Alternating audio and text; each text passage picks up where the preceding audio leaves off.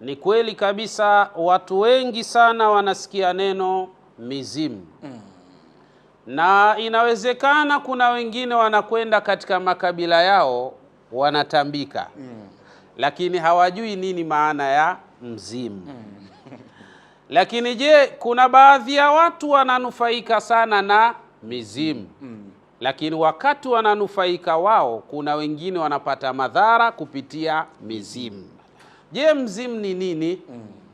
Na huu mzimu jinsi ambavyo tutavyopata taarifu yake itakwenda kutufahamisha kwa mujibu wa mu'taqadul islami, kwa maana aqida za Kiislamu zinausemaje mzimu. Lakini kwa wale ambao tayari wana madhara, nini wafanye ili waweze kunusurika kutokana na hatari ya mzimu. Katika lugha ya Kiarabu mzimu unaitwa ashabhu. Ashabhu maana yake mzimu. Fil asli lughawi, katika asili ya kilugha, dhillu shay'in wa khayaluhu, maana yake ni kimvuli cha kitu au ni zile khayal. Khayal ni mtu kuwa ana uwezo wa kuona mtu, lakini kumbe yule aliyomuona sio mtu wa hakika. Yani kama kimvuli fulani hivi cha mtu fulani, kwa taswira yake, mazingira yake, utendaji wake, uwezo wake na mfano wa hayo, inawezekana mtu akaona katika hali ya namna hii. Maana yake ukisikia mzimu wa fulani, kwa mujibu wa taratibu za kilugha, ni alama zinazoonyesha, alama hizo zinazokaribiana na taswira ya mtu huyo katika hali za namna hiyo, kwa mujibu wa watu wa lugha. Lakini kadhalika kuna watu wao hawa wa mizimu sasa. Maana kuna watu wa lugha na kuna watu wa mizimu wenyewe wenye majambo yao. Hao wao wanasemaje?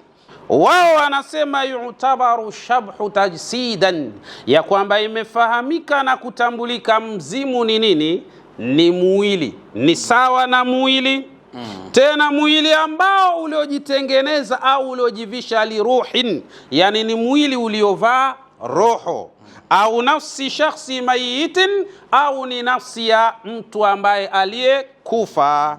Lakini au hayawani ghairi bashari, au mnyama au kiumbe ambaye asiye mwanadamu. Kuna wakati mizimu inawezekana ni kiumbe lakini si mwanadamu.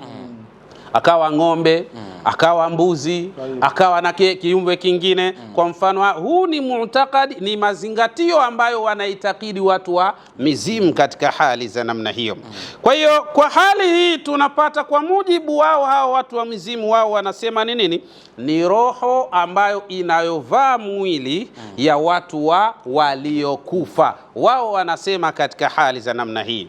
Hasbal mafhumi al-Islam, tukizungumzia katika mafuhumu ya Uislamu, yu'taqadu bi anna hunaka makhluqatun khalaqaha Allahu min marijin min nari, ya kwamba katika mafuhumu za Uislamu bila shaka kuna viumbe ambavyo Allah subhanahu wa ta'ala amewaumba, lakini viumbe hao wameumbwa kutokana na moto. Allah subhanahu wa ta'ala amewaumba viumbe kutokana na chembe chembe za moto. Lakinaha khafiyya, lakini viumbe hao hawaonekani katika jicho la kawaida. Watusamma aljin, hao sasa ndio wanaitwa nini? Majini. Yani Allah subhanahu wa ta'ala kuna viumbe wamewaumba kutokana na chembe chembe za moto, lakini hawa viumbe ambao waliumbwa kutokana na chembe chembe za moto, viumbe hao wanaitwa majini. Waljinnu ala nauaini, na majini wamegawanywa katika sehemu kuu mbili. Sehemu ya kwanza, jinnun mu'minun la yu'dhil insana, kuna jini ambaye yeye ni muumini, anafuata taratibu za muumba, kwa maana taratibu zake Allah subhanahu wa ta'ala hawana tabia ya kuwadhuru au kuwafanyia maudhi watu. Wapo majini wa namna hiyo. Lakini wajinnu akhar ashayatin, lakini kuna aina nyingine ya majini ambao hawa ni mashaitani. Wa huwa alladhi yuhawwilu masal insani au ifraghihi au ikhafatihi, na hao ndio wale ambao wanafanya juhudi kubwa kabisa kuwaletea madhara bin Adam, lakini kadhalika vile vile na kuwaharibia mifumo ya kimaisha. Kuna watu maisha yao yanaharibika kwa sababu ya wanayoita mizimu, kwa lugha nyingine mashetani tu wa kawaida. Kwa hiyo maisha yanaharibika, familia zinavurugika, mambo yanakuwa ndivyo sivyo, ili mradi wamepata madhara ya ifraghi kutokana na hawa mashaitani. Au kuwatia hofu. Kuna watu wametiwa wasiwasi na hofu imewatawala, imewajaa. Sababu ni uwepo wa hawa mashaitani ambao wanaweza kuleta madhara katika mwili wa mwanadamu. Wayatajassadu bisuwari ahyanan, na wakati wowote wanaweza kujivisha katika sura za viumbe tofauti tofauti.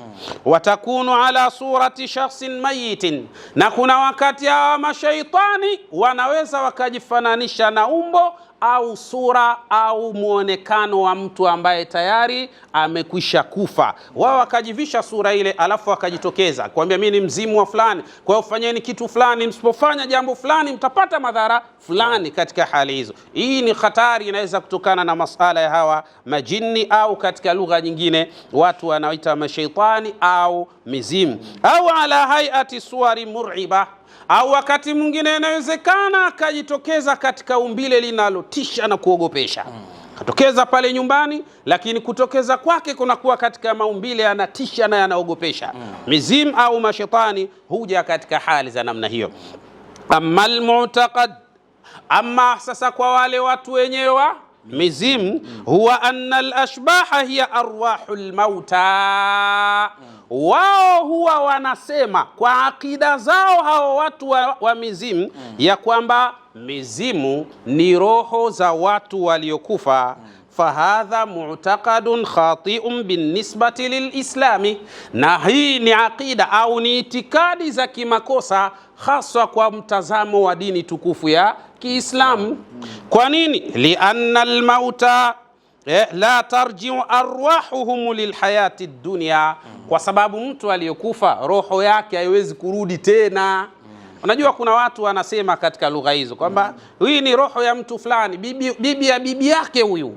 Lakini hapana, roho ya mtu hairudi tena katika mwili baada ya kuondoka katika dunia hii. Hasba al-mu'taqad al-islami, hii ni kwa akida au mazingatio au kwa itikadi za dini tukufu ya Kiislamu. Hasa mtu akishaenda katika alamil barzakhi, yani ulimwengu wa kaburini, basi roho yake hairudi tena huku. Lakini watu wa mizimu wao akida yao kwamba inarudi, inamvaa mtu, inaweza kuchukua umbo la mtu, na anaweza kuleta madhara, na inaweza kuwa katika hali ya aina kadha wa kadha. Tunasema nafaddinu lislami anna alashbaha hiya arwahul mauta. Dini ya Kiislamu imekataa kabisa lile neno linasemwa kwamba mizimu ni roho za watu. Hapa ifahamike, dini ya Kiislamu haijakataa kuwa mizimu hakuna, bali inasema kwamba mizimu ipo. Inachokataa ni kile ya kusema kwamba mizimu ni roho za watu waliokufa. Lakini dini ya Kiislamu inaamini na inakubali bi anna al-ashbaha hiya nasuha aljinnu alladhina la yumkinu ru'yatum bil aini almujarrada. Inaamini ya kwamba hiyo mizimu ni mashetani tu, mashetani ambayo hayawezekani kuyaona kwa jicho la kawaida.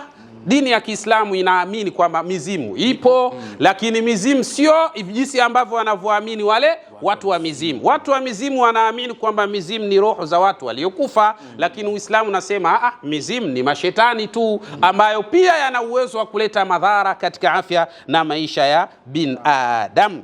Wa anna dhuhura ash-shabhi wa takhwifihi lil-insani hiya nafsu al-amaliyati allati yaqumu biha al-jinnu alladhi yatalabbasul insana.